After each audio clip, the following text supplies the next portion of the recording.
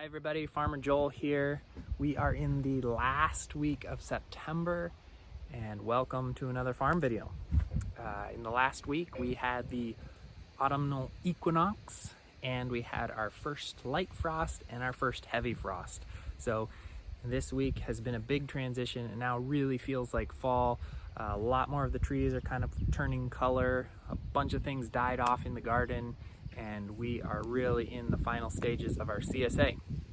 There's still several weeks left in the CSA, 4 weeks left to be exact. So we'll be going through most of October and we will have a lot of the storage crops and the fall greens and hardy things still to give. So stay tuned for that. It's not over yet, but a lot of things did die off and this week will be the last of several things like tomatoes and peppers and eggplant, squash, zucchini. Things like that are, we might have pre-harvested or there's some left on the vines that are still surviving past the frost, but a lot of those plants are dead. Summer is done and we are moving on. So I will show you around the garden and we can see what's still going on there and see what it's like in the beginning of fall here at the farm. Here behind me are our eggplant plants. These plants were covered with a row cover, but the frost was just hard enough that it killed down all the tops. As you can see, the tops of these plants are dead. The bottoms still have some green leaf, still kind of growing. But this crop is more or less done. With the cold weather, it'll shut off growing anyways. So this is one of those crops that is teeny. Likewise with our pepper plants, tops totally dead from the heavy freeze. Bottom's still a little bit alive, but it's basically done. So we've harvested everything that's good off of those and we'll be turning them in pretty soon. And you'll be getting the last of that in the next week or two as we pull what's good off of there and they slowly peter out. These beds behind me were all of our basil. Basil is one of the most tender things in the garden, so even a very light frost will totally kill them and blacken all the leaves. As you can see, they are wiped out easily. And we've already mowed these beds down. We're getting ready to amend them. And that's a big project this fall. A lot of the beds were getting amended during the course of the season, but there were several that didn't. And so as we rip crops out at the end of the year, we are putting down minerals and totally remineralizing the soil so that subsequent crops are more and more nutritious for our eaters. And it's a really big effort and somewhat of an expensive thing to do for our soil, but we really believe in deep nutrition starts with the soil and the minerals present in the soil and making sure that the plants can really get everything they need for the soil. So I'll show you a little bit more about that process because they are doing it as I make this video. So you'll be able to see kind of how we do that process as well. Inside some of these high tunnels, we still have pretty good growth. As you can see, the basil plants down here are not dead despite the frosts and freezes. Tomato plants are also still growing and ripening fruit. So there's quite a bit of fruit on these vines. We've already cut the tops off the plant, so there will be no more vegetative growth, but all the energy that's still in the plant is going to go into ripening those last fruits. So we will have tomatoes for a little while longer, but make sure you freeze them up and make your sauces and do whatever you want with them because they are on their way out and it'll just be a week or two.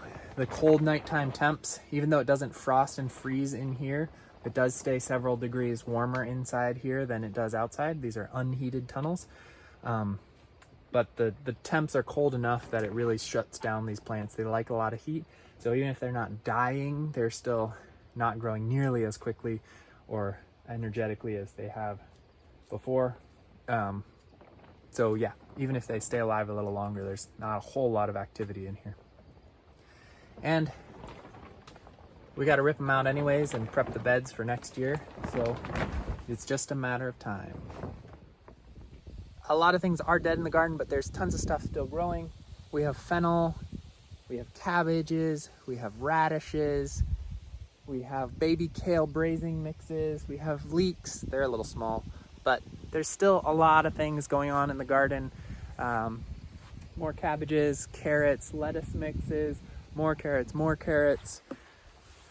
radicchio is growing well, some broccoli, more cabbages back there, turnips. there's a ton of stuff here in the garden still growing, even though it is mostly done out here.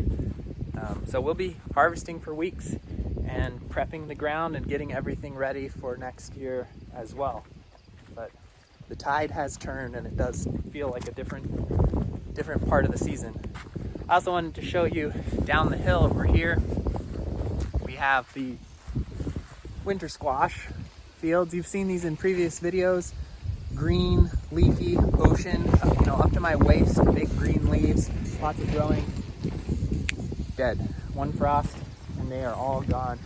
I don't know if you can see it from way up here on the hill. I'm not going to walk all the way down there right now, but maybe you can see the dots of pumpkins and winter squash, butternuts, delicatas, buttercups. There's a bunch out there. We'll be gathering all those in and bringing them into storage over the next couple weeks. Well, first putting them in the greenhouse so that they can cure, just like the onions and the garlic did, for a better shelf life. But yeah, that's some of those early fall projects, bigger jobs that fill our time now that we're not planting, we're not cultivating, we're not trellising and pruning. A lot of jobs in the normal summer maintenance have finished, but there's still, other jobs to do as well. And then you can see, the leaves are turning, things are starting to yellow up. Doesn't quite look like that in the video, but in real life it's quite a bit yellower than it looks on the screen there. Fall's definitely coming. Behind me are several beds where the crops have been removed. Everything's been mowed down or taken to the compost pile, and Debbie is now spreading our custom mineral mix onto the surface of the bed. It's a really simple job. We have come up with this blend with the help of a consultant, various rock powders in there to get the minerals balanced just right for optimum plant growth and optimum human health from eating these plants.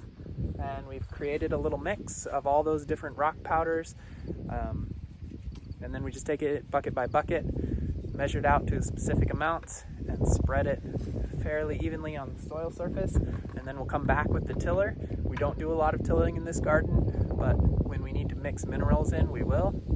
And so the tiller will just mix all these minerals in several inches into the top of the bed for next year's crop. So that's what we're doing here in the fall garden. At the end of the season, every bed is going to be remineralized and tilled in, and then probably covered with some kind of tarp for the winter time, so that in early spring we can plant into these beds. They're pre-prepped and totally mineralized and ready for the crop. As you can see, she's wearing respiratory protection because some of these minerals in heavy concentrations can be a little bit toxic, like copper. And so we just don't want to be ingesting all those kinds of dusts while we work with these. But once they're in the soil, they will bind up and be totally fine. And they're in trace amounts anyways, so it's not really an issue. But that's the simple process of putting minerals down. There's a lot of thinking and prep work to make sure that the right micro amounts of different things are all in proportion and balanced properly, and then sourcing all the minerals from different places, and then mixing and coming up with the recipe. That takes quite a bit of legwork in the behind the scenes, back in the office, the kinds of things that you don't really see. But getting them into the beds and getting them prepped for next year's crops is a pretty simple proposition once we've done all that mental work. And then you guys will have food that's way healthier than anything you can get in the store, and will taste better probably too. It takes a fair amount of knowledge about soil chemistry to come up with a custom mineral blend for our soils, but the mechanics of actually getting it into the soil is pretty simple. Here in the washstand, most of the various rock powders that we need, trace minerals, are all in bags and buckets where they're waterproof and ready when we need them. And then all we've got is a simple cement mixer here, and we can weigh out specific amounts of various rock powders that are needed, mix them thoroughly in this, and then take a 5-gallon bucket with the blend that we need out to a bed and put it on the bed surface. Really simple process. As long as we have the know-how and we know what we're doing and putting down the correct things, getting it into the soil is pretty quick and efficient. So thanks for watching this video. As you can see, we've really made the transition to fall. Things are dying and finishing. We still have those fun fall crops like winter squash and garlic and cabbages and all those things ahead to look forward to, and we are definitely excited for broth and beef stew and all those kind of hearty foods. Make sure that you double down on your nutrition this time of year. Make sure that you are eating nutritious food, plenty of broth, all those things to keep you healthy in the season of colds and flus. And make sure that your food is coming from a farm that is taking care of its soil and is serious about getting nutrition into the food for you. That's the easiest way to make sure that you are getting what you need.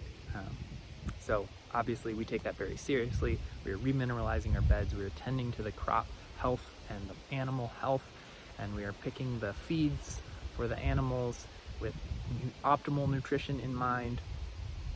So you know that anything you get from us, anything time you're cooking food from our farm, you are getting a really high level of nutrition that your body needs to stay healthy and strong. So thank you for buying our food and telling your friends, and keep eating it as long as you can, especially going into this season.